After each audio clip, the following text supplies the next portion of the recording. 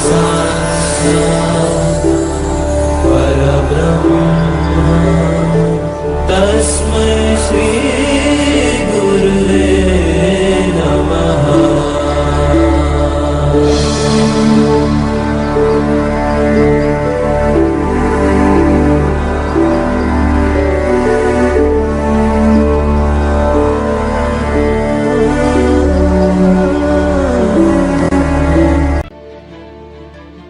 अपने हर संशय, हर दुविधा को एक और रख दो चलो। कभी किसी और के लिए जीने का प्रयास मत करो, किसी और की दृष्टि में अच्छा बनने की चेष्टा मत करो। हम अकेले आए हैं, अकेले ही जाएंगे। जैसे कर्म करेंगे वैसे ही फल पाएंगे। जो बीत गया उसे भूल जाओ, जो कर रहे हो उस पर विश्वास रखो, जो होगा उसकी चिंता छोड़ दो। बस तुम्हें मात्र अपने कर्म करने, पुरस्कृत करने का कार्य नियति का है, करेगी। अच्छे कर्म अच्छे ही फल लाते हैं।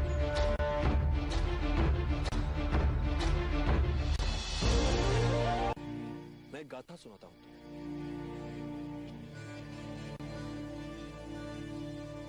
एक बार मार्ग में एक विषैला बिच्छू देखा जो नदी के पानी में डूब रहा था। ब्राह्मण उसे बचाने के लिए पानी से बाहर निकाल लेता है। बिच्छू उसे डंक मार देता है। ब्राह्मण को पीड़ा से तड़प उस बिच्छू को छोड़ना पड़ता है, जो पानी में फिर से जाता है। उसे मरता देख ब्राह्मण उसे पानी से बाहर निकाल लेता है। बिच्छू फिर से उसे डंक मार देता है। ब्राह्मण के निकट खड़े शिष्य ने विस्मित होकर उससे पूछा, गुरुवर, आप इतने ज्ञानी हैं, ये जानते हुए कि बिच्छू की प्रवृत्ति डंक मारने की है, आप उससे खेल रहे हैं। ब्राह्मण कहा, मैं उसे मरने से बचा रहा हूं। शिष्य ने फिर कहा, किंतु वो एक बिच्छू है, वो आपको फिर भी डंक ही मारेगा। तब ब्राह्मण ने कहा, यदि वो एक बिच्छू होकर अपनी डंक मारने की प्रवृत्ति नहीं छोड़ सकता, तो मैं एक मानव उसे बचाने की प्रवृत्ति कैसे छोड़ सकता हूं?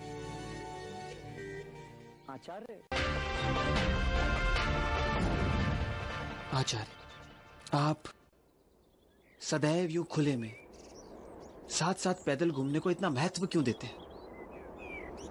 पृथ्वी, आकाश, वन, मैदान, झील, नदियां, पहाड़ और सागर, ये सब हमारे श्रेष्ठ शिक्षक होते हैं। हमें इनसे पुस्तकों से भी अधिक सीखने को मिलता है। बस हमें सचेत होकर इनके बीच घूमने की आवश्यकता होती है। दूसरे सब जब युद्ध में आकंठ डूबे हो, तब तुम्हारा अपने वातावरण को लेकर ज्ञान तुम्हें ऐसे अस्त्र शस्त्र प्रस्तुत कर सकता है जिसकी तुम कल्पना भी नहीं कर सकते। और जब तुम बचने के लिए छटपटाते हो, तब तुम्हारा ये प्रकृति का ज्ञान तुम्हारा रक्षक बन जाता है। मैं कुछ समझा नहीं आचार्य।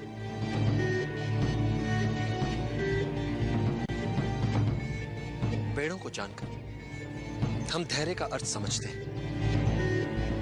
घास को जानकर हम बने रहने का हट समझ पाते हैं। प्रकृति में हर वस्तु के होने का एक अनूठा कारण होता है। यदि तुम इन सब की विशेषताओं को जानते हो, तो तुम सदैव शत्रु से एक हाथ आगे रहते हो।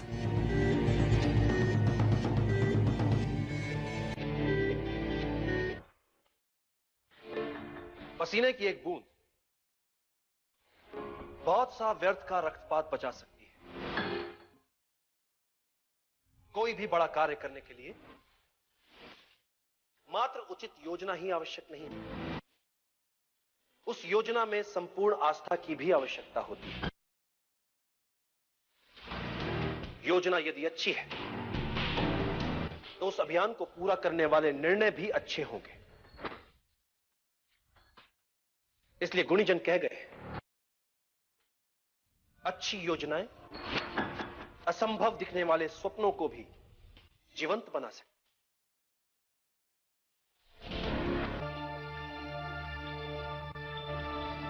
विजय के लिए जीतने की मात्र इच्छा पर्याप्त नहीं होती। विजय के लिए की गई तैयारियां अधिक महत्वपूर्ण होती है। विजय यूं ही कैसे मिल जाएगी? विजयी तो हर कोई होना चाहता है,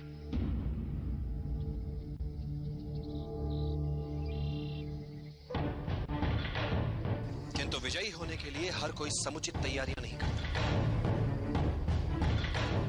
जीतने के लिए की गई तैयारियां जीतने की इच्छा शक्ति को और दृढ़ करती है। एक बार युद्ध आरंभ हो गया तो जीतने के लिए तैयारियों का समय बीत जाता है। चलते युद्ध में आप युद्ध करेंगे या उसे जीतने के लिए आवश्यक तैयारी? युद्ध के लिए की गई तैयारियों का अंतिम चरण मात्र होता है, जिसका निर्णय उसके लिए की गई तैयारियों द्वारा ही निर्धारित होता है। इसलिए विजय के लिए आवश्यक है विजय के लिए की गई तैयारियां। एक बार जीतने के लिए ढंग से तैयारियां कर ली तो फिर विजय निर्विवाद हो जाती है। युद्धों के निर्णय सैनिकों की संख्या से नहीं निकलते,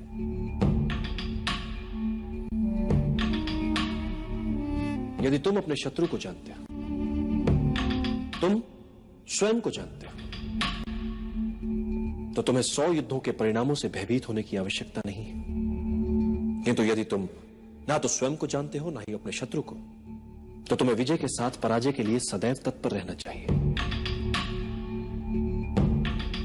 और यदि तुम स्वयं को भी नहीं जानते, शत्रु को भी नहीं जानते, तो तुम्हें हर युद्ध में पराजय का मुख देखना पड़ेगा। तुम्हें समझदारी ज्ञान में नहीं, कल्पनाशीलता में होती है। और आज के युद्ध का भविष्य मैं अपने शिष्य की कल्पना पर छोड़ता हूं।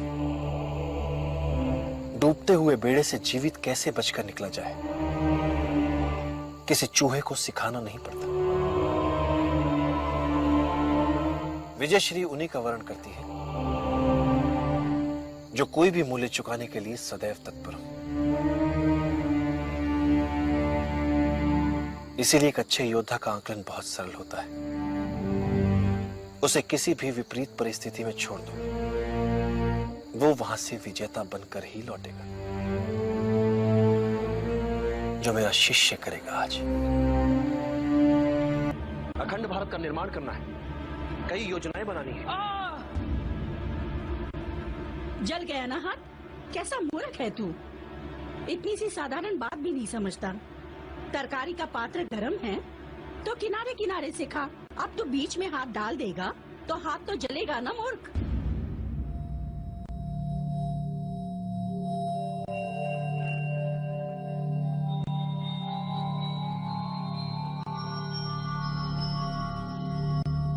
साधु,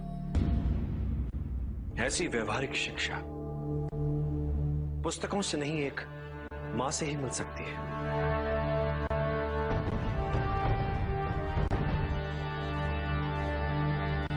अब समझ आई मुझे मेरी भूल। सीधे पाटलिपुत्र में हाथ डाल दिया। हाथ तो जलना ही था। पहले आसपास परिधि के क्षेत्रों में डालना चाहिए था हाथ। किंतु हम अपनी असफलताओं से सीखेंगे। पहले पाटलिपुत्र के बाहर छोटे छोटे राज्यों को बनाएंगे अपना लक्ष्य, फिर एक चक्रव्यूह बना घेरेंगे उसे, फिर अंत में करेंगे पाटलिपुत्र पर आक्रमण। पहले परिधि, फिर केंद्र।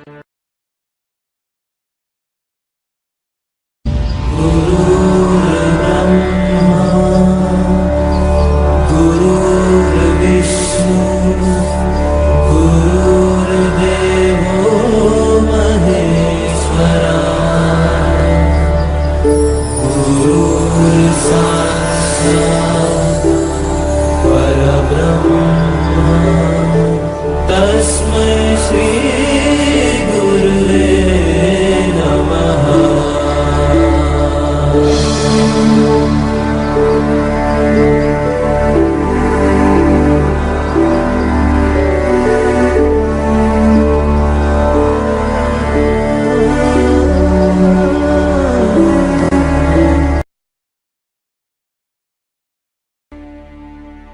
एक राजा को सदैव बुद्धि से शासक और मन से साधारण प्रजा का हितैषी बने रहना चाहिए। राजा वो व्यक्ति होता है जिसे बहुजन के हित में सामाजिक संतुलन बनाए रखने के लिए चुना जाता है। प्रजा ही अपने लिए एक राजा को चुनती है। इसलिए एक सच्चा राजा वो होता है जो अपनी प्रजा के हितों के उत्तरदायित्व का वहन करता है। उसके लिए प्रजा की सेवा और सम्मान उसके जीवन से अधिक प्रिय होते हैं। उसके लिए कठिन और अपेक्षित कार्य अपनी साधारण प्रजा में से किसी सर्वश्रेष्ठ को चुनना नहीं, अपितु उन साधारण व्यक्तियों में से किसी एक को सर्वश्रेष्ठ बनाना होता है।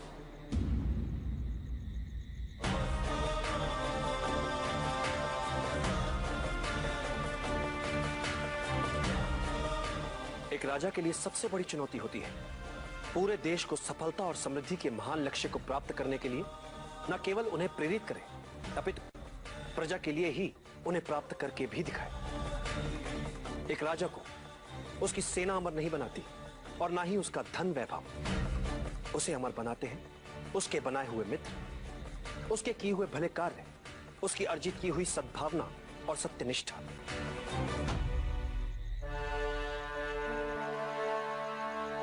एक योग्य राजा कभी अपने शत्रुओं से नहीं डरता, अपितु शत्रु स्वयं एक राजा से डरते हैं। और एक कुशल राजा वो है जो इसी डर का अपने लाभ के लिए प्रयोग करने में सक्षम होता है। और बुद्धिमान राजा वो है जो राजा का कर्तव्य निभाते हुए भी ये कभी नहीं भूलता कि वो एक साधारण व्यक्ति ही है, जैसा कि प्रजा में एक साधारण व्यक्ति होता है।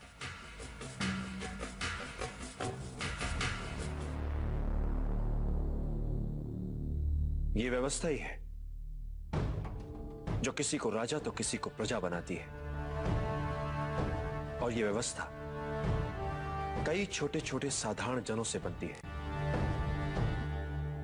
इसलिए राजा जो करे जो सोचे तो साधारण जनों के हित में। प्रजा का विश्वास और समर्थन एक साधारण राजा को असाधारण, शक्तिशाली और लोकप्रिय राजा बनाता है। और जब भी राज सिंहासन पर बैठो, एक बात सदैव याद रखो, जब तक बहुजन हिताय, बहुजन सुखाय वाली नीति पर नहीं चलोगे, सिंहासन पर बने नहीं रह पाओगे। राज सिंहासन की शक्ति लोकहित में छिपी है।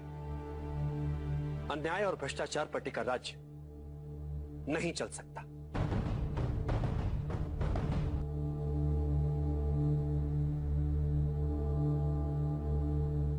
वचन देता हूं आचार्य, मैं सदैव आपकी अपेक्षाओं पर खरा उतरने का प्रयास करता रहूंगा।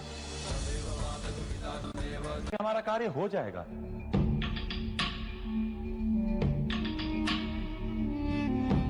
हर महान जीत के मूल में होता है लगातार सचेत रहना, हर संभावित समस्या का पहले से आंकलन कर पाना।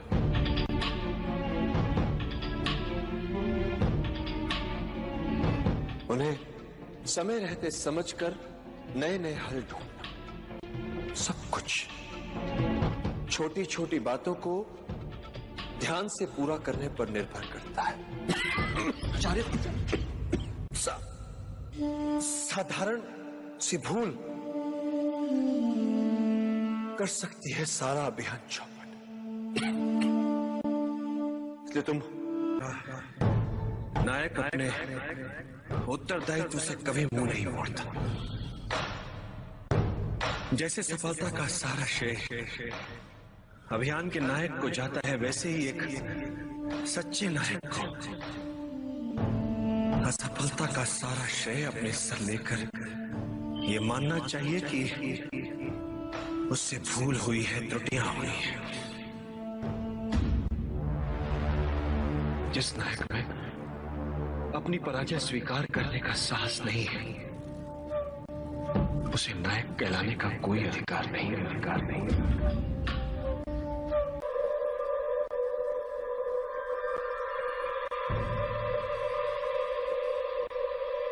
असफलता घेरे तुझे,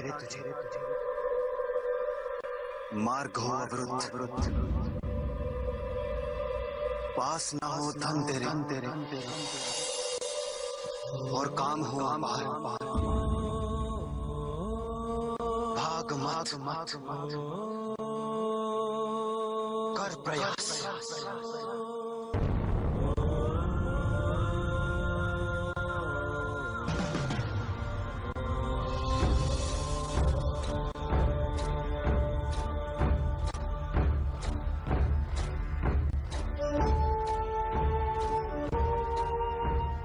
चाहे तू हंस किंतु आंखें हो नम, भाग मत कर प्रयास। रात ही दिन निकलेगा, फिर सूरज दूर क्षितिज पार, भाग मत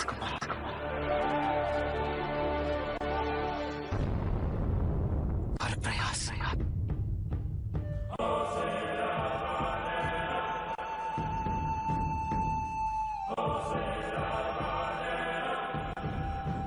पीड़ा ही सुख है।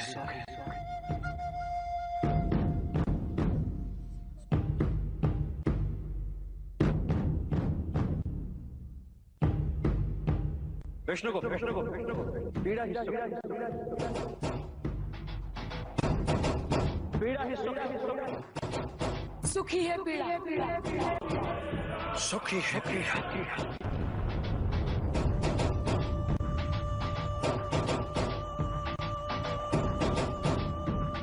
हार ही जीत ही है हार। भाग मत कर प्रयास, भाग मत कर प्रयास, भाग मत कर प्रयास, भाग मत कर प्रयास, भाग मत।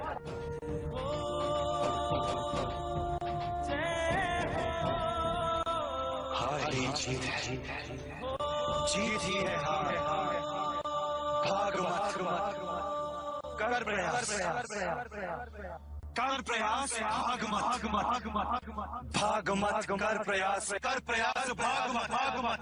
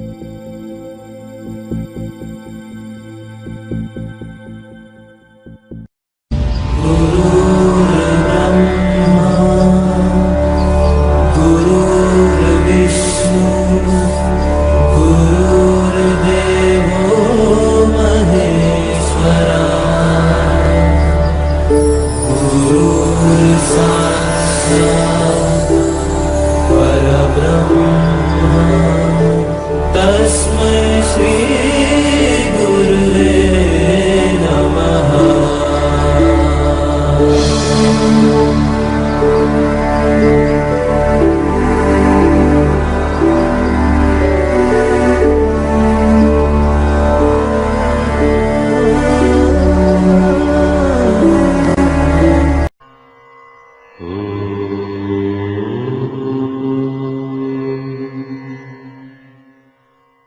बिंदु बहुत सरल है। आदर्श राजा वो है जिसके तन, मन और आत्मा तीनों दृढ़ हो। तीनों दृढ़ क्यों? यदि राजा तन से दुर्बल हुआ तो ना संभाल पाएगा अपनी सेना को, ना सीमाओं को। और यदि उसका निर्बल और अस्थिर हुआ मन, तो पराजित होता रहेगा वो अपनी ही चिंताओं से। और उसकी आत्मा निर्बल हुई तो कैसे सबल करेगा वो अपनी निर्बल प्रजा को। देखो वत्स, नियति तो यही कहती है कि अधिक पाना है, और अधिक पाने के लिए बहुत खतरा उठाना पड़ता है। कुछ लोग खतरा नहीं उठाते, जीवन जैसे चल रहा है बस जीते चले जाते हैं।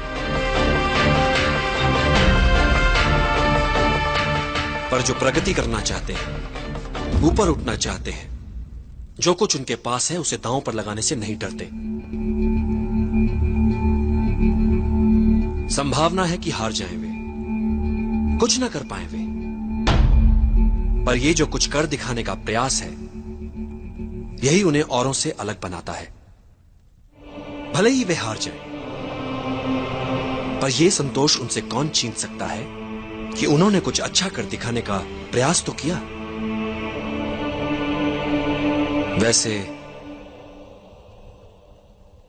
मैं इस चुनौती का निर्णय करता हूं, इसलिए तुम्हें इसमें बेईमानी का कोई भय नहीं होना चाहिए।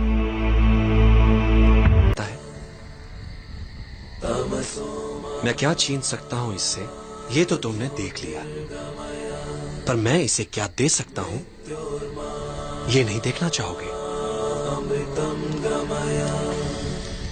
मां से दूरी का दुख सहकर यदि ये तक्षशिला में भावी मगधपति होने की योग्यता प्राप्त कर लेगा, तो कितनों के दुख मिटाने वाला बन सकता है ये, कितनों के काम, कितनों का भला, क्या कुछ नहीं कर सकता ये।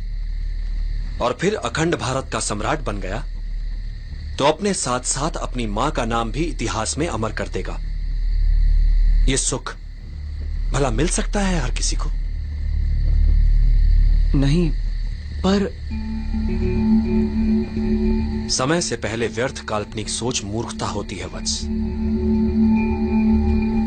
अभी इसकी तीसरी परीक्षा हुई कहां है, उसे तो हो जाने दो।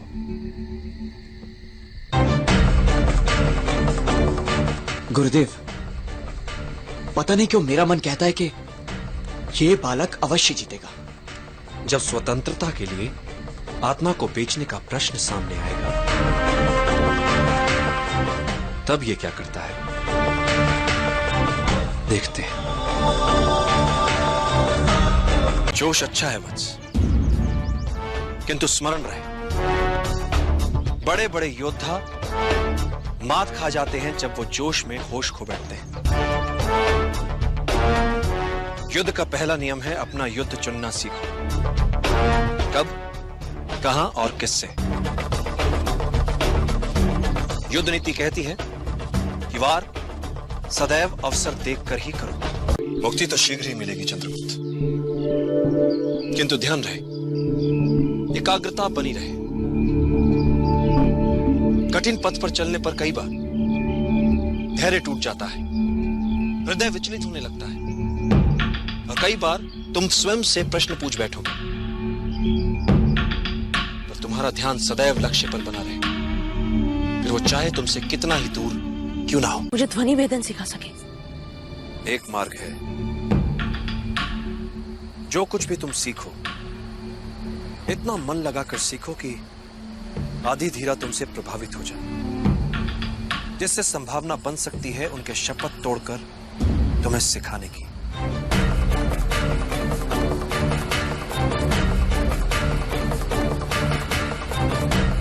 ये सब तुम पर निर्भर करता है। यदि तुम एकाग्रचित हो सको,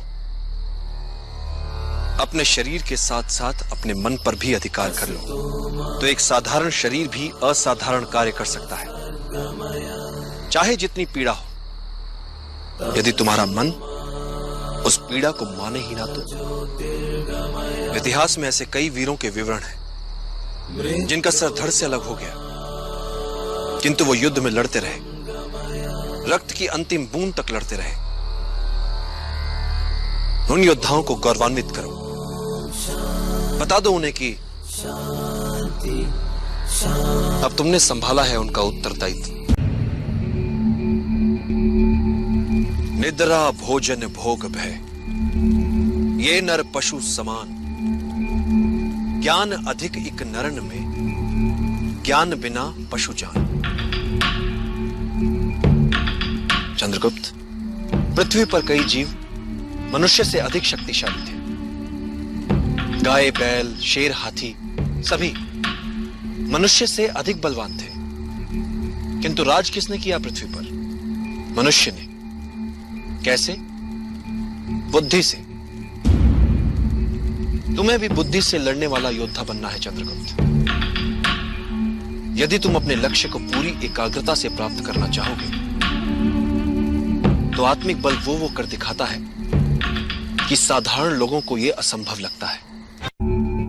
एक महान योद्धा की क्या पहचान होती है चंद्रगुप्त? जो ही वो युद्ध में जीते, विजय उत्सवों में अपना समय गंवाए बिना अगले लक्ष्य को प्राप्त करने की योजनाओं में लग जाए। वीर यात्रा। पिछले 15 वर्षों से आज तक इस यात्रा को कोई पूरा नहीं कर पाया, किंतु तुम्हें यह यात्रा सफलतापूर्वक पूरी करनी है चंद्रगुप्त। इनमें और तुम्हारे कवच में क्या अंतर है?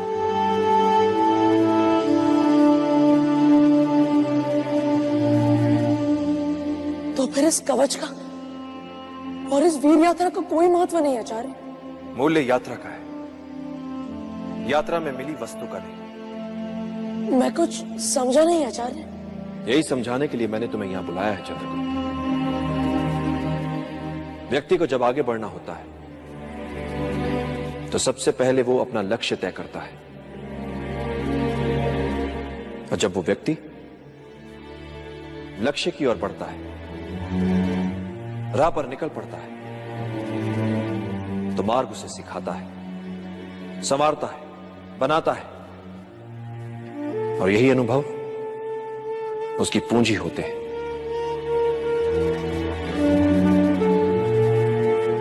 मार्ग पर चलकर लक्ष्य तक पहुंचा जाता है, और मिलने वाली वस्तु मात्र सांकेतिक उपलब्धि होती है चंद्रगुप्त। वास्तविक उपलब्धि होती है मार्ग में मिली सीख। राह में आई हर अड़चन को सुलझाते सुलझाते जो वो हो जाता है, वो यात्रा से पहले वाले व्यक्ति से बड़ा व्यक्ति होता है। इसलिए जितनी दुर्गम होगी यात्रा, उतना ही निखरेगा व्यक्ति। जैसे विजय यात्रा पर जाने से पहले तुम घबरा रहे थे, तुम्हारे भीतर झिझक थी, तुम्हें नहीं लगता था कि तुम दल का नेतृत्व कर पाओगे, तुम्हें यह भी नहीं लगता था कि तुम हर बाधा को पार कर पाओगे, किंतु तुमने ये सब किया, और जो किया उस उपलब्धि का प्रतीक है ये कवच। किंतु क्या ये कवच तुम्हें अजय बनाएगा? नहीं चंद्रगुप्त, ये कवच एक वस्तु मात्र है। महत्वपूर्ण है इस कवच के पीछे छुपा विश्वास।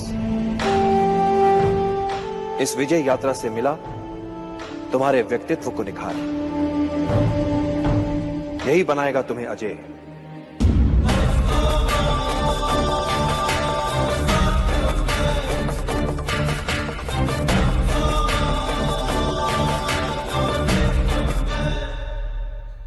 आचार्य, तो क्या अब मैं अपनी मां को छुड़ाने जा सकता हूं?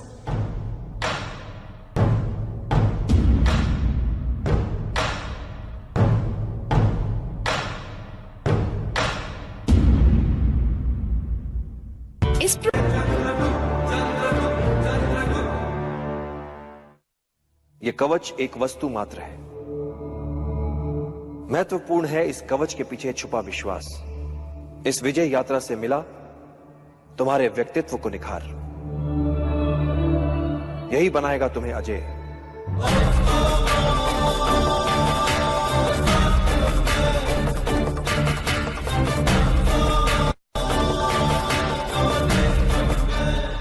फिर कवच के लिए जो कथाएं प्रचलित थी वो सारी मिथ्या? किनकी थी वो कथाएं? उन महान योद्धाओं की, जिनकी महानता ने उनके कवच तक को इतिहास बना दिया। तो बड़ा कौन? वो कवच, वो व्यक्ति, या वो योद्धा? या वे कार्य, वे महान युद्ध जिनसे वो इतिहास में अमर हो गए।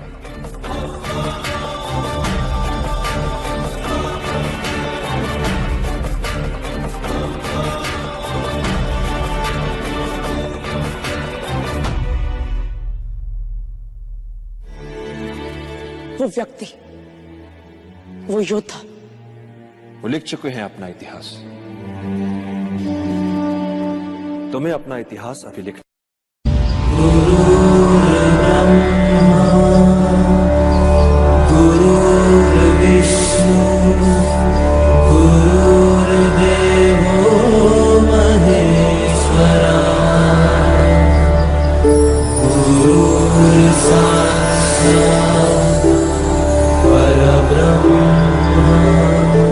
तस्मै श्री गुरुवे नमः।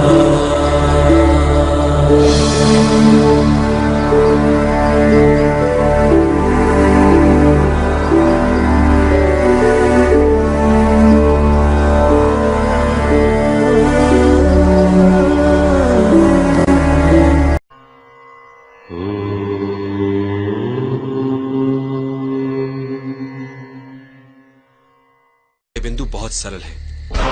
आदर्श राजा वो है जिसके तन, मन और आत्मा तीनों दृढ़ हो।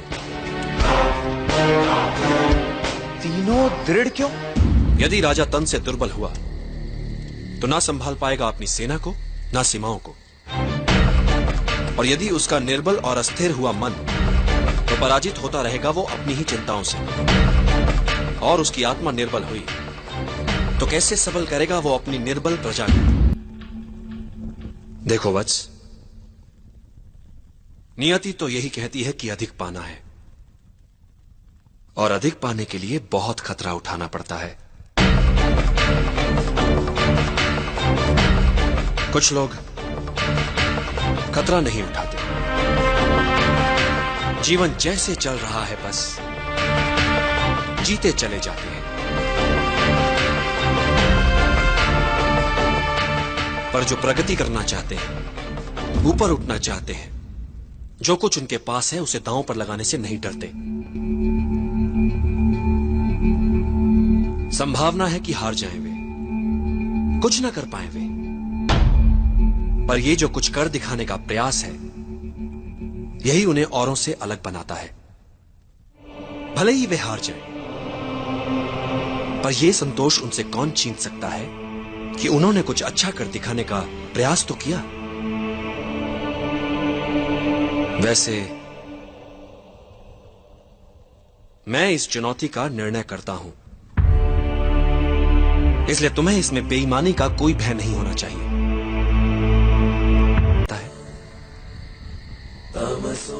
मैं क्या छीन सकता हूं इससे, ये तो तुमने देख लिया, पर मैं इसे क्या दे सकता हूं, ये नहीं देखना चाहोगे।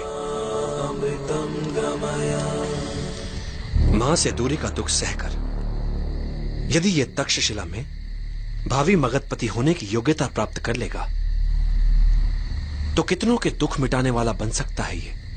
कितनों के काम, कितनों का भला, क्या कुछ नहीं कर सकता ये। और फिर अखंड भारत का सम्राट बन गया तो अपने साथ साथ अपनी मां का नाम भी इतिहास में अमर कर देगा। ये सुख भला मिल सकता है हर किसी को? नहीं, पर समय से पहले व्यर्थ काल्पनिक सोच मूर्खता होती है वत्स। अभी इसकी तीसरी परीक्षा हुई कहां है, उसे तो हो जाने दो।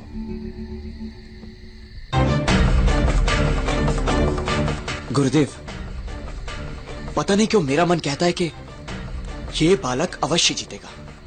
जब स्वतंत्रता के लिए आत्मा को बेचने का प्रश्न सामने आएगा, तब ये क्या करता है, देखते हैं।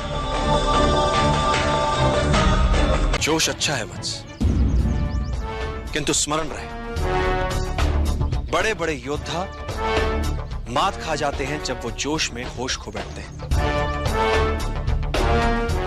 युद्ध का पहला नियम है अपना युद्ध चुनना सीखो। कब, कहां और किससे। युद्ध नीति कहती है कि वार सदैव अवसर देखकर ही करो।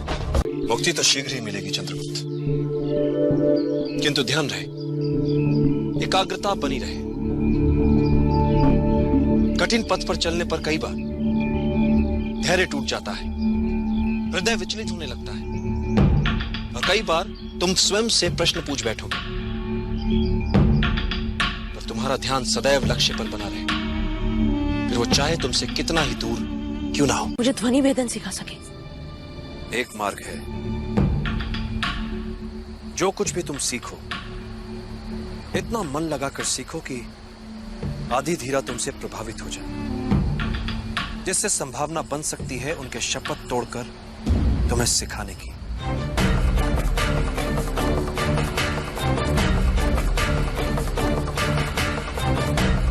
ये सब तुम पर निर्भर करता है। यदि तुम एकाग्रचित हो सको, अपने शरीर के साथ साथ अपने मन पर भी अधिकार कर लो, तो एक साधारण शरीर भी असाधारण कार्य कर सकता है, चाहे जितनी पीड़ा हो। यदि तुम्हारा मन उस पीड़ा को माने ही ना तो। इतिहास में ऐसे कई वीरों के विवरण हैं जिनका सर धड़ से अलग हो गया, किंतु वो युद्ध में लड़ते रहे, रक्त की अंतिम बूंद तक लड़ते रहे। उन योद्धाओं को गौरवान्वित करो, बता दो उन्हें कि अब तुमने संभाला है उनका उत्तरदायित्व। निद्रा भोजन भोग भय, ये नर पशु समान, ज्ञान अधिक इक नरन में, ज्ञान बिना पशु जान। चंद्रगुप्त, पृथ्वी पर कई जीव मनुष्य से अधिक शक्तिशाली थे। गाय, बैल, शेर, हाथी सभी मनुष्य से अधिक बलवान थे, किंतु राज किसने किया पृथ्वी पर? मनुष्य ने। कैसे? बुद्धि से।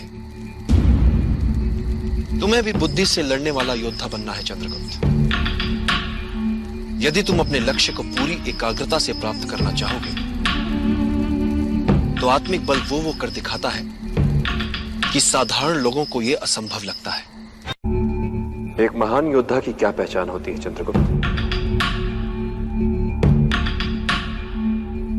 जो ही वो युद्ध में जीते, विजय उत्सवों में अपना समय गंवाए बिना अगले लक्ष्य को प्राप्त करने की योजनाओं में लग जाए। वीर यात्रा पिछले 15 वर्षों से आज तक इस यात्रा को कोई पूरा नहीं कर पाया,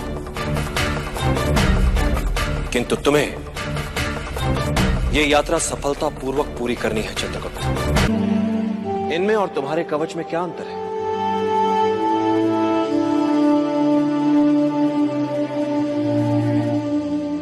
तो फिर इस कवच का और इस वीर यात्रा का कोई महत्व नहीं आचार्य? मूल्य यात्रा का है, यात्रा में मिली वस्तु का नहीं। मैं कुछ समझा नहीं आचार्य। यही समझाने के लिए मैंने तुम्हें यहां बुलाया है चंद्रगुप्त। व्यक्ति को जब आगे बढ़ना होता है तो सबसे पहले वो अपना लक्ष्य तय करता है, और जब वो व्यक्ति लक्ष्य की ओर बढ़ता है, राह पर निकल पड़ता है, तो मार्ग उसे सिखाता है, संवारता है, बनाता है, और यही अनुभव उसकी पूंजी होते हैं।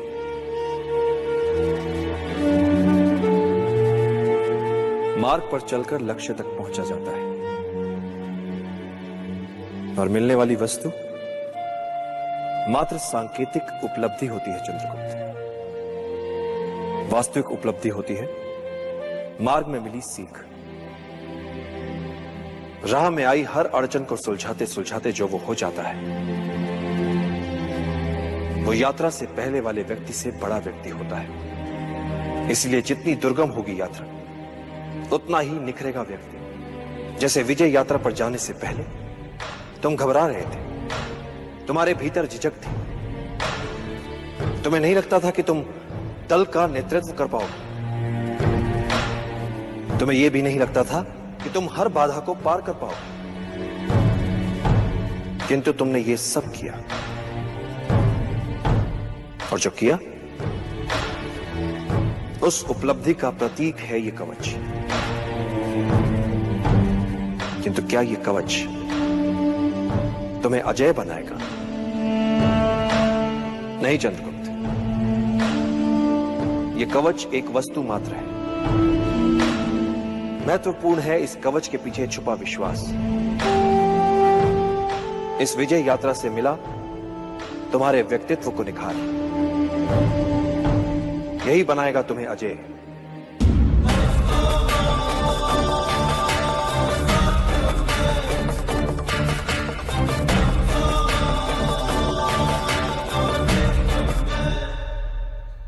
आचार्य, तो क्या अब मैं अपनी मां को छुड़ाने जा सकता हूं?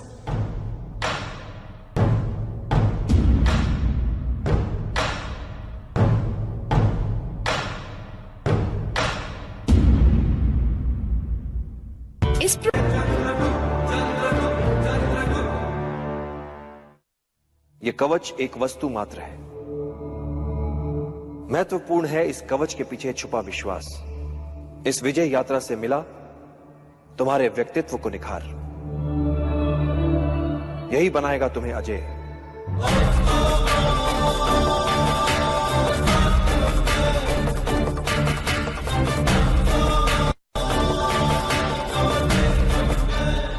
फिर कवच के लिए जो कथाएं प्रचलित थी वो सारी मिथ्या? किनकी थी वो कथाएं? उन महान योद्धाओं की, जिनकी महानता ने उनके कवच तक को इतिहास बना दिया। तो बड़ा कौन? वो कवच, वो व्यक्ति, या वो योद्धा, या वे कार्य, वे महान युद्ध जिनसे वो इतिहास में अमर हो गए।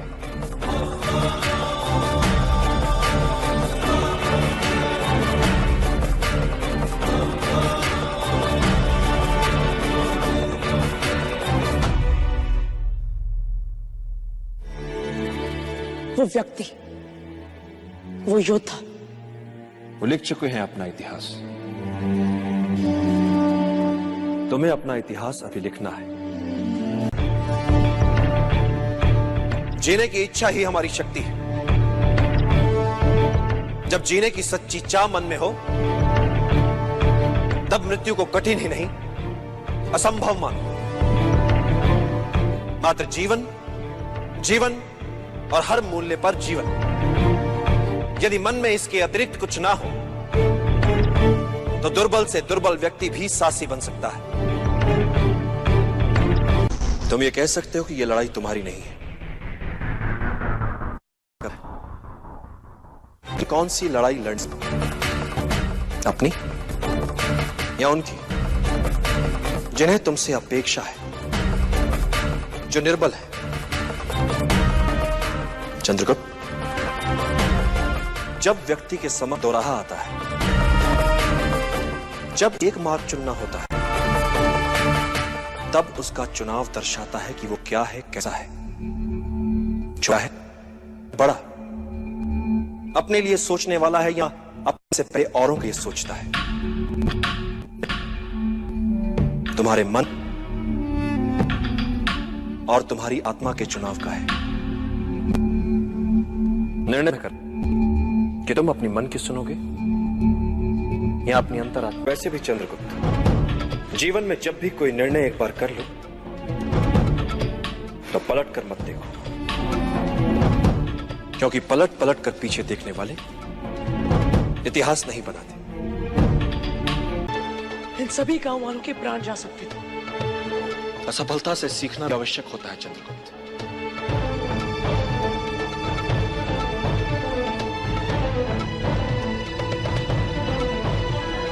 किंतु हर बार त्रुटि नई होनी चाहिए। यदि तुम त्रुटि दोहरा रहे हो, तो समझ लो कि कोई चूक अवश्य हो रही है। असफलताओं जीवन में बड़ा महत्व होता है। ये तुम्हें विनम्र बनाती है, शत्रु तक का आदर सिखाती है। बस असफलताओं से सीखने की चाह होनी चाहिए। इस असफलता को भी सीखने का एक और अवसर मानो। इस असफलता से मुझे क्या सीखना चाहिए आचार्य? जब भी कोई योजना बनाओ और यदि वो सफल हो जाए तो क्या उससे बाहर कैसे निकलोगे? इस पक्ष को सदैव याद रखो। नेतृत्व क्या होता है? शत्रु या विपरीत परिस्थितियों के प्रति मन में उनका सम्मान होना। एक अच्छा राजा वो नहीं जो आक्रमण करना जानता है। एक अच्छा राजा वो है जिसे पीछे हटना भी आता है, पुनः संगठित होने के लिए समय जुटाना भी आता है। पीछे हटने में कोई लज्जा नहीं। अगले दिन नए उत्साह से लड़ पाओ। यही तुमने आज किया चंद्रकांत। गुरुकुल का हर पाठ होता है पूर्व निर्धारित, हर प्रश्न भी, हर प्रश्न का सही उत्तर भी। पढ़ाने से पूर्व जानता है गुरु कि उसे क्या पढ़ाना है, और विद्यार्थी के पास हर समय उपलब्ध होते हैं ग्रंथ। किंतु जीवन में कुछ भी पूर्व निर्धारित नहीं होता, न प्रश्न न उत्तर, न सहायता के लिए गुरु न ग्रंथ। जीवन में हर प्रश्न के एक से अधिक संभावित उत्तर, उचित उत्तर चुनना है बिना किसी सहायता के।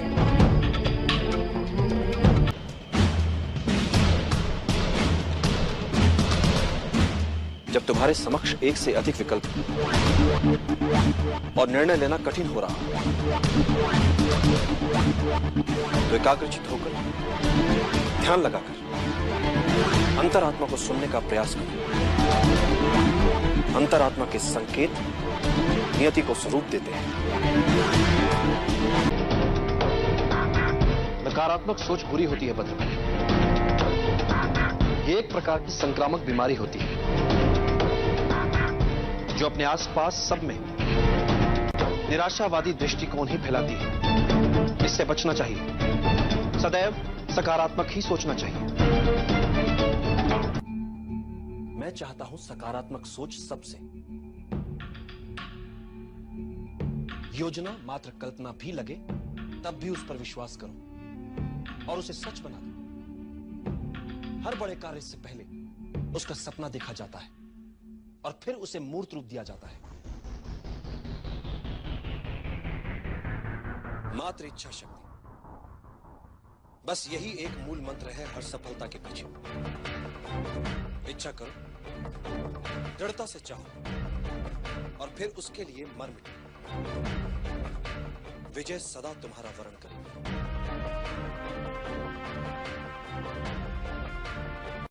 बच सकते हैं।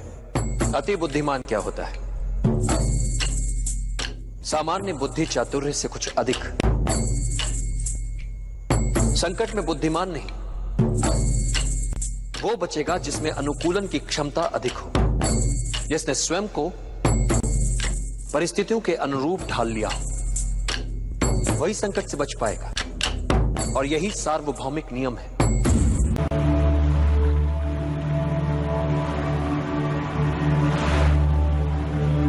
यह अवसर है पुनर्जन्म का।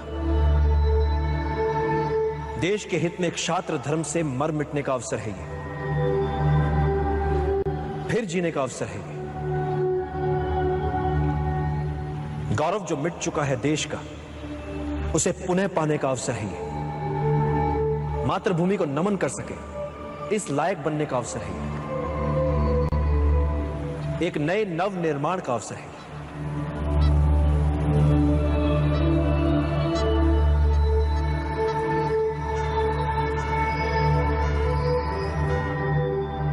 निर्णय आपको लेना है। चाहे तो आप सब अपनी पराजय के साथ जीवन भर सर झुकाकर पशुवत जी सकते हैं, या फिर अपनी मातृभूमि के लिए अपना सर्वस्व न्यौछावर करने के महाअभियान में मेरा साथ दें। मेरा सदा पराजय की अनित्यता में विश्वास रहा है। अनित्य होती है पराजय। व्यक्ति चाहे तो फिर से प्रयास कर सकता है विजय के लिए।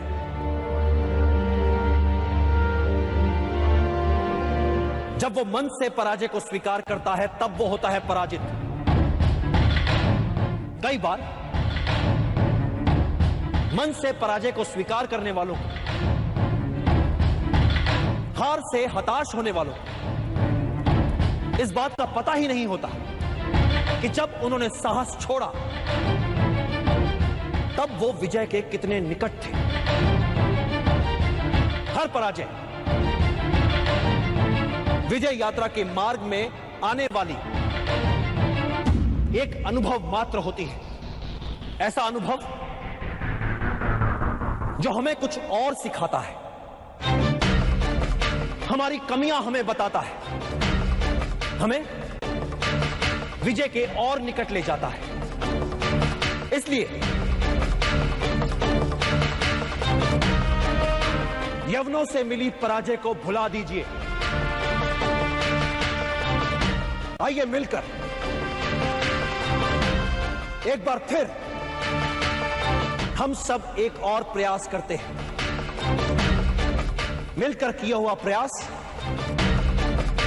कभी व्यर्थ नहीं जाता। मिलकर आज हम अपने देश का एक नया इतिहास रच सकते हैं, एक नया समाज गढ़ सकते हैं, नियति के लिखे तक को बदल सकते हैं। आज हमारे समक्ष जो अवसर है, ऐसा अवसर भाग्यशालियों को ही मिलता है। अपनी मातृभूमि को विदेशी आक्रमणकारियों से मुक्त करवाने का अवसर, अपने ऋण से उऋण होने का अवसर, अपने राष्ट्र के नवनिर्माण का अवसर, अपने गौरव को पुनः प्राप्त करने का अवसर, अपनी मातृभूमि के लिए मर मिट जाने का अवसर। तो आइए अपनी मां की लाज बचाएं, मिलकर इन विदेशियों को मार भगाएं। निर्णय आपको लेना है।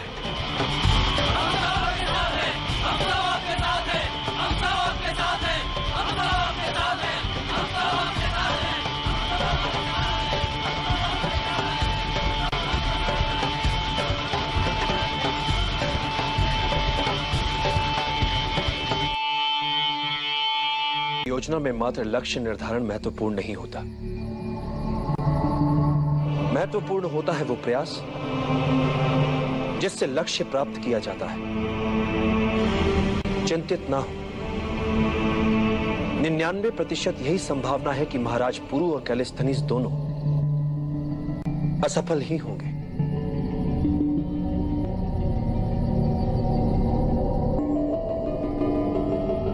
इसीलिए एक और वैकल्पिक योजना है मेरे पास।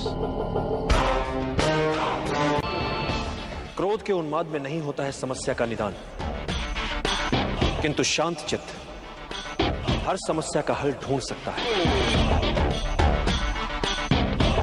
एक बात सदैव स्मरण रखना चंद्रगुप्त, कोई भी नियति जनित समस्या मानवीय क्षमताओं से बड़ी नहीं है।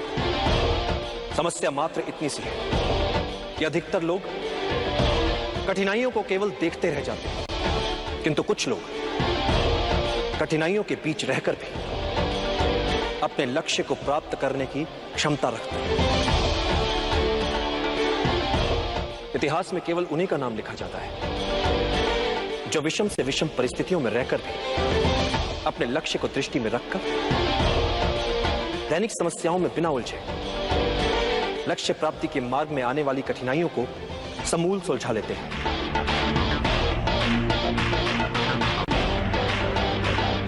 इतिहास साक्षी है चंद्रकांत, महान वही बन पाया है जिसने अपनी कठिनाइयों को आगे बढ़ने का अवसर बना लिया,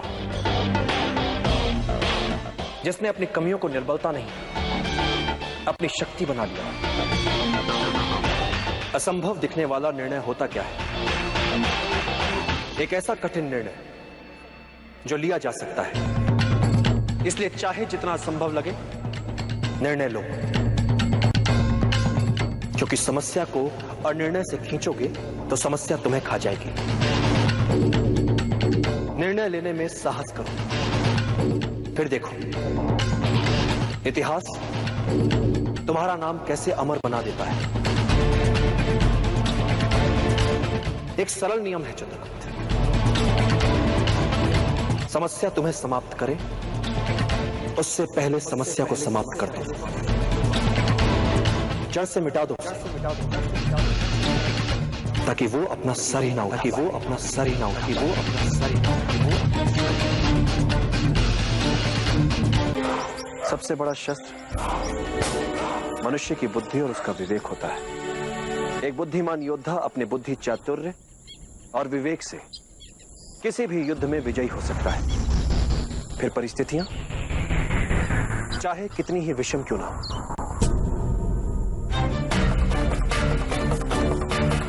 शासन के लिए सभी मनमाने अधिकारों का केंद्र नहीं हो सकता, क्योंकि मेरे विचार से राजा को एक निश्चित समय के लिए शासन मिलना चाहिए,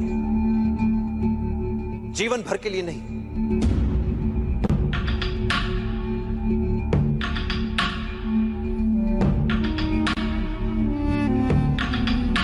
इसलिए एक राजा को अपने लिए, अपने परिवार, अपने वंश की महिमा के लिए या अपने साम्राज्य की मान सम्मान प्रतिष्ठा के लिए समय नहीं गंवाना चाहिए, क्योंकि यदि राजा प्रजा की भलाई के लिए कार्य नहीं कर रहा है, प्रजा के जीवन स्तर के विकास के लिए कार्य नहीं कर रहा है, तो प्रजा के लिए क्या उपयोगिता है उसकी?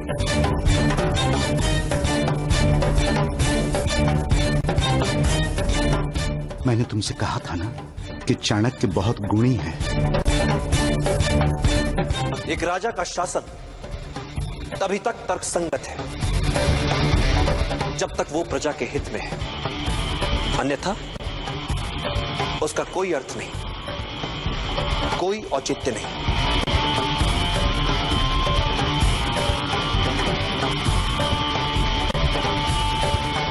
तो फिर आपके विचार से एक राजा की सही भूमिका क्या होनी चाहिए? एक राजा को सबसे पहले अपनी प्रजा के लिए सुशासन स्थापित करना चाहिए। एक मूल मंत्र है, बहुजन हिताय, बहुजन सुखाय।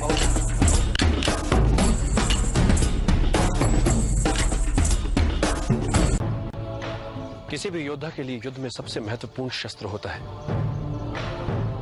गति। किसी भी योद्धा के लिए युद्ध में सबसे महत्वपूर्ण शस्त्र होता है गति। शत्रु की शिथिलता का अपनी गति से लाभ उठाओ, अनपेक्षित शैली अपनाओ, उसके असुरक्षित भाग पर आक्रमण करो। आमने सामने के युद्ध में शत्रु की गति को पहले समझो और फिर चौंकाने वाली गति से उसे पराजित कर दो। कुछ महत्वपूर्ण बातें और परिस्थितियों के अनुकूल शीघ्रता से ढल जाओ, यही विजय की कुंजी है। और युद्ध में मृत्यु के लिए सदा तैयार रहो। जिस घड़ी तुम्हें लगे कि अब कोई मार्ग नहीं बचा, उस समय उनका स्मरण करो जिनके लिए तुम जी रहे हो।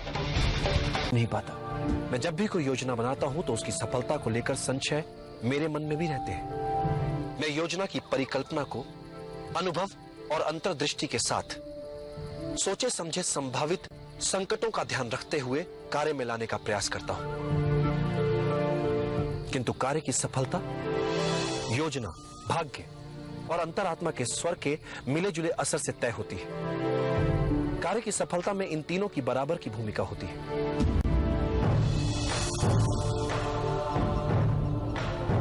सफलता के लिए अर्जुन की तरह हो पाना उचित रहता है, मात्र लक्ष्य की ओर दृष्टि और कहीं नहीं। तो मैं सचमुच आपकी सहायता कर पाऊंगा। एक शिक्षक का महत्व तो समझ नहीं पा रहे, तो इस अभियान में क्या सहायता करोगे मेरी?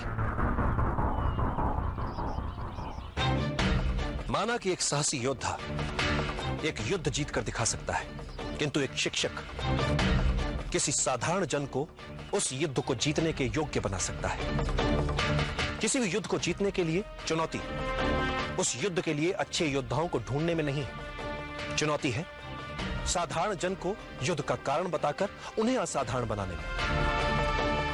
जो एक शिक्षक ही कर सकता है। तुमसे बिना कोई मूल्य लिए एक सीख देता हूं जिसकी मुझे लगता है आवश्यकता भी है तुम्हें। अपने विचारों को वश में रखो, क्योंकि यही तुम्हारी वाणी बनेंगे। अपनी वाणी को वश में रखो, क्योंकि यही तुम्हारा कर्म बनेगी। अपने कर्मों को वश में रखो, क्योंकि यही तुम्हारी आदत बनेंगे। अपनी आदतों को वश में रखो, क्योंकि यही तुम्हारा चरित्र बनेगी। और अपने चरित्र को वश में रखो, क्योंकि इसी से तुम्हारा भाग्य बनेगा। और सुखदा, उन्हें कैसे जगाया जाए आचार्य? एक निराशावादी को हर अवसर में एक कठिनाई दिख जाती, और एक आशावादी को हर कठिनाई में एक अवसर दिख जाता। भाग्य के सभी अवसर हमारी आत्मा में सुषुप्त अवस्था में होते हैं। तुम्हें बस उचित समय की प्रतीक्षा करनी है। मैं किसी युद्ध में उलझना नहीं चाहता, किंतु मगध जैसे साम्राज्य में यदि हम उनसे बिना लड़े अपने आप को बचा नहीं पाए, ऐसे में मगध से सीधे युद्ध के अतिरिक्त हमारे समक्ष और कोई विकल्प नहीं बचता। इस युद्ध का सबसे बड़ा संकट, सबसे बड़ी समस्या है हमारे अंदर बैठा भय, अज्ञात से भय जो अतार्किक है, क्योंकि अज्ञात जैसी बात होती ही नहीं है। बातें मात्र कुछ समय के लिए हमसे छिपी हुई हो सकती हैं। कुछ समय के लिए हो सकता है कि हम उन्हें समझ न पाए, तो इससे भय क्यों पाले मन? ये तो संकेत है इस बात कि चलो शत्रु के सामर्थ्य के बारे में और जानो, और जानो, और जानो। अपने हर संशय, हर दुविधा को एक और रखो चलो। कभी किसी और के लिए जीने का प्रयास मत करो, किसी और की दृष्टि में अच्छा बनने की चेष्टा मत करो। हम अकेले आए हैं, अकेले ही जाएंगे। जैसे कर्म करेंगे वैसे ही फल पाएंगे। जो बीत गया उसे भूल जाओ, जो कर रहे हो उस पर विश्वास रखो, जो होगा उसकी चिंता छोड़ दो। बस तुम्हें मात्र अपने कर्म करने, पुरस्कृत करने का कार्य नियति का है, करेगी। अच्छे कर्म अच्छे ही फल लाते हैं।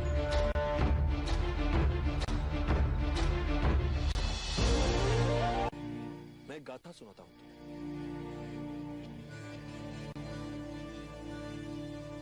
एक बार मार्ग में एक विषैला बिच्छू देखा जो नदी के पानी में डूब रहा था। ब्राह्मण उसे बचाने के लिए पानी से बाहर निकाल लेता है। बिच्छू उसे डंक मार देता है। ब्राह्मण को पीड़ा से तड़प उस बिच्छू को छोड़ना पड़ता है, जो पानी में फिर से जाता है। उसे मरता देख ब्राह्मण उसे पानी से बाहर निकाल लेता है। बिच्छू फिर से उसे डंक मार देता है। ब्राह्मण के निकट खड़े शिष्य ने विस्मित होकर उससे पूछा, गुरुवर, आप इतने ज्ञानी हैं, ये जानते हुए कि बिच्छू की प्रवृत्ति डंक मारने की है, आप उससे खेल रहे हैं। ब्राह्मण कहा, मैं उसे मरने से बचा रहा हूं। शिष्य ने फिर कहा, किंतु वो एक बिच्छू है, वो आपको फिर भी डंक ही मारेगा। तब ब्राह्मण ने कहा, यदि वो एक बिच्छू होकर अपनी डंक मारने की प्रवृत्ति नहीं छोड़ सकता, तो मैं एक मानव उसे बचाने की प्रवृत्ति कैसे छोड़ सकता हूं? आचार्य, आचार्य, आप सदैव यूं खुले में साथ साथ पैदल घूमने को इतना महत्व क्यों देते हैं? पृथ्वी, आकाश, वन, मैदान, झील, नदियां, पहाड़ और सागर, ये सब हमारे श्रेष्ठ शिक्षक होते हैं। हमें इनसे पुस्तकों से भी अधिक सीखने को मिलता है। बस हमें सचेत होकर इनके बीच घूमने की आवश्यकता होती है। दूसरे सब जब युद्ध में आकंठ डूबे हो, तब तुम्हारा अपने वातावरण को लेकर ज्ञान तुम्हें ऐसे अस्त्र शस्त्र प्रस्तुत कर सकता है जिसकी तुम कल्पना भी नहीं कर सकते। और जब तुम बचने के लिए छटपटाते हो, तब तुम्हारा ये प्रकृति का ज्ञान तुम्हारा रक्षक बन जाता है। मैं कुछ समझा नहीं आचार्य।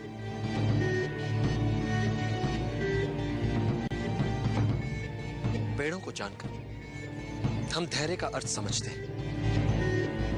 घास को जानकर हम बने रहने का हट समझ पाते हैं। प्रकृति में हर वस्तु के होने का एक अनूठा कारण होता है। यदि तुम इन सब की विशेषताओं को जानते हो, तो तुम सदैव शत्रु से एक हाथ आगे रहते हो।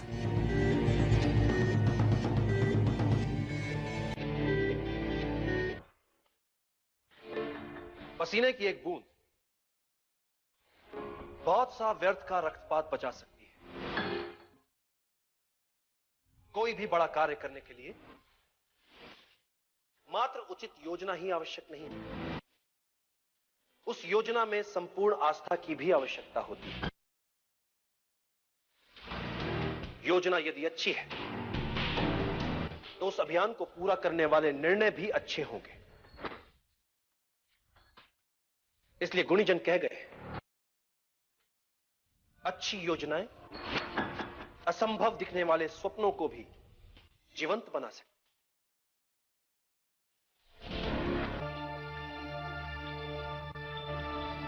विजय के लिए जीतने की मात्र इच्छा पर्याप्त नहीं होती। विजय के लिए की गई तैयारियां अधिक महत्वपूर्ण होती हैं। विजय यूं ही कैसे मिल जाएगी? विजयी तो हर कोई होना चाहता है,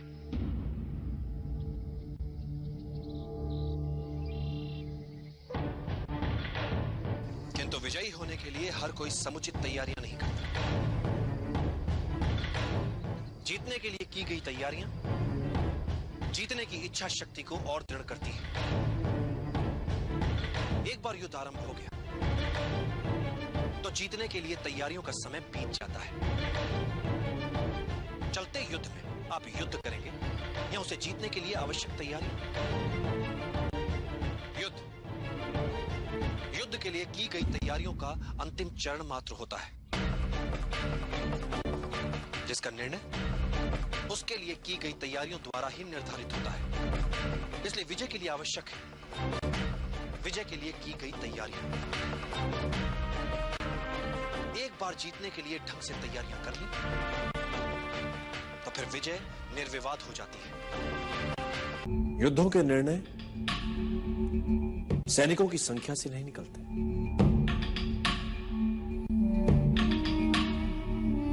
यदि तुम अपने शत्रु को जानते हो, तुम स्वयं को जानते हो, तो तुम्हें 100 युद्धों के परिणामों से भयभीत होने की आवश्यकता नहीं है। किंतु यदि तुम ना तो स्वयं को जानते हो, ना ही अपने शत्रु को, तो तुम्हें विजय के साथ पराजय के लिए सदैव तत्पर रहना चाहिए। और यदि तुम स्वयं को भी नहीं जानते, शत्रु को भी नहीं जानते, तो तुम्हें हर युद्ध में पराजय का मुख देखना पड़ेगा। तुम्हें समझदारी ज्ञान में नहीं, कल्पनाशीलता में होती है। और आज के युद्ध का भविष्य मैं अपने शिष्य की कल्पना पर छोड़ता हूं। डूबते हुए बेड़े से जीवित कैसे बचकर निकला जाए, किसी चूहे को सिखाना नहीं पड़ता। विजयश्री उन्हीं का वर्ण करती है जो कोई भी मूल्य चुकाने के लिए सदैव तत्पर हो। इसीलिए एक अच्छे योद्धा का आकलन बहुत सरल होता है। उसे किसी भी विपरीत परिस्थिति में छोड़ दो, वो वहां से विजेता बनकर ही लौटेगा। जो मेरा शिष्य करेगा आज। अखंड भारत का निर्माण करना है, कई योजनाएं बनानी है। जल गया ना हाथ? कैसा मूर्ख है तू, इतनी सी साधारण बात भी नहीं समझता। तरकारी का पात्र गरम है तो किनारे किनारे से खा। अब तो बीच में हाथ डाल देगा तो हाथ तो जलेगा ना मूर्ख।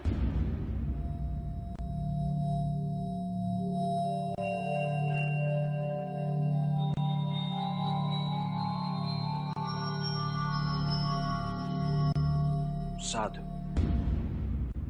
ऐसी व्यवहारिक शिक्षा पुस्तकों से नहीं, एक मां से ही मिल सकती है।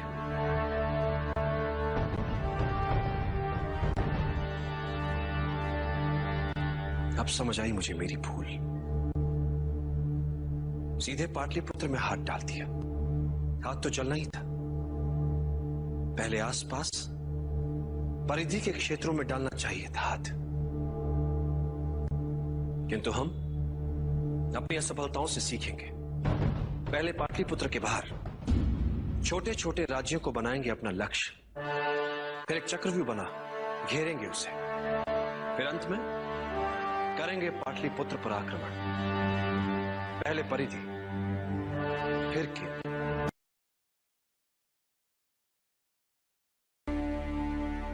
एक राजा को सदैव बुद्धि से शासक और मन से साधारण प्रजा का हितैषी बने रहना चाहिए। राजा वो व्यक्ति होता है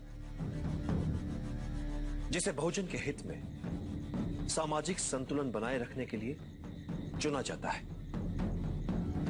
प्रजा ही अपने लिए एक राजा को चुनती है।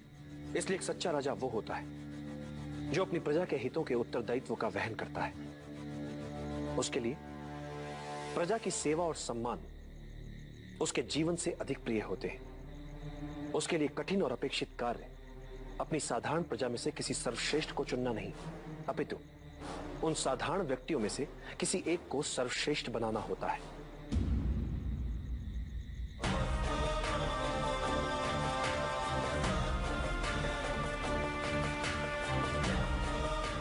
एक राजा के लिए सबसे बड़ी चुनौती होती है पूरे देश को सफलता और समृद्धि के महान लक्ष्य को प्राप्त करने के लिए न केवल उन्हें प्रेरित करे, अपितु प्रजा के लिए ही उन्हें प्राप्त करके भी दिखाए। एक राजा को उसकी सेना अमर नहीं बनाती और ना ही उसका धन वैभव।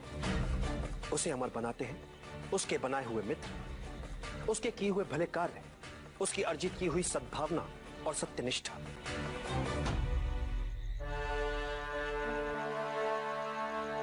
एक योग्य राजा कभी अपने शत्रुओं से नहीं डरता, अपितु शत्रु स्वयं एक राजा से डरते हैं। और एक कुशल राजा वो है जो इसी डर का अपने लाभ के लिए प्रयोग करने में सक्षम होता है। और बुद्धिमान राजा वो है जो राजा का कर्तव्य निभाते हुए भी ये कभी नहीं भूलता कि वो एक साधारण व्यक्ति ही है, जैसा कि प्रजा में एक साधारण व्यक्ति होता है।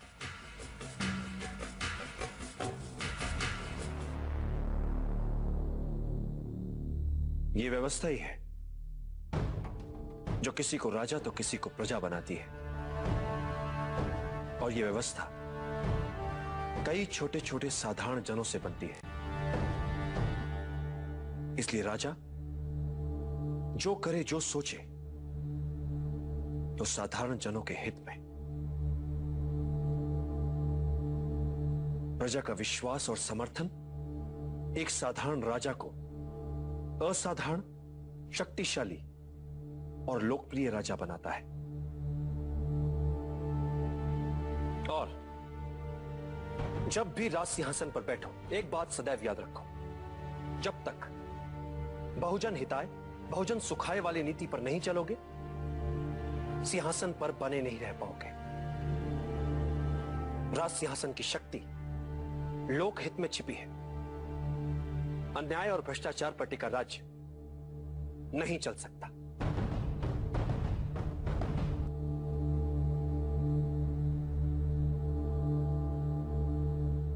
वचन देता हूं आचार्य, मैं सदैव आपकी अपेक्षाओं पर खरा उतरने का प्रयास करता रहूंगा। हमारा कार्य हो जाएगा।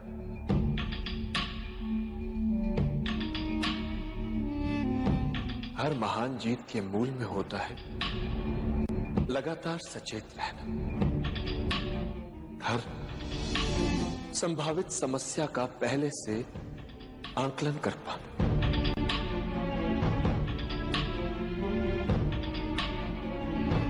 उन्हें समय रहते समझकर नए नए हल ढूंढना। सब कुछ छोटी छोटी बातों को ध्यान से पूरा करने पर निर्भर करता है। आचार्य, साधारण सी भूल कर सकती है सारा अभियान चौपट। इसलिए तुम नायक अपने उत्तरदायित्व से कभी मुंह नहीं मोड़ता। जैसे सफलता का सारा श्रेय अभियान के नायक को जाता है, वैसे ही एक सच्चे नायक को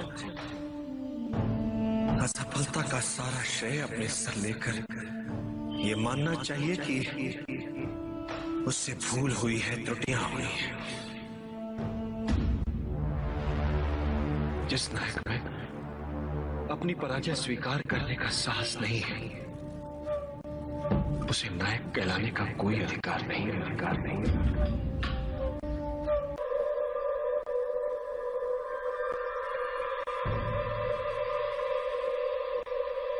सफलता घेरे तुझे, मार्ग हो अवरुद्ध, पास ना हो धन तेरे, और काम हो बाहर, भाग मत कर प्रयास।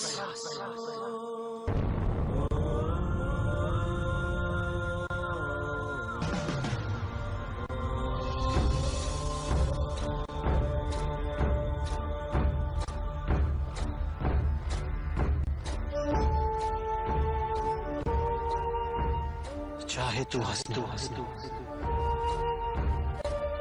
किंतु आंखें हो भाग मत कर प्रयास। रात ही दिन निकलेगा, फिर सूरज दूर क्षितिज पार,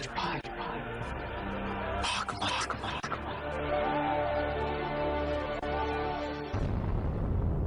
कर प्रयास।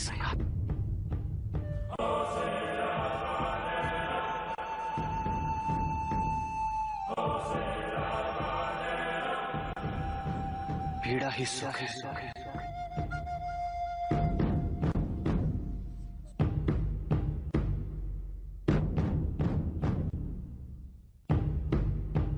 विष्णु को पीड़ा ही सुख है। पीड़ा ही सुख है। सुखी है पीड़ा, सुखी है पीड़ा।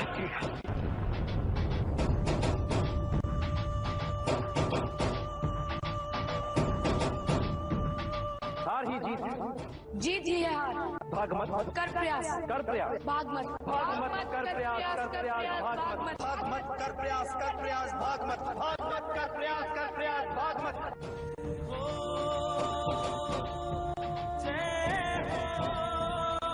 हार ही जीत है, जीत ही है हार। भाग मत कर प्रयास, कर प्रयास, भाग मत कर प्रयास, भाग मत।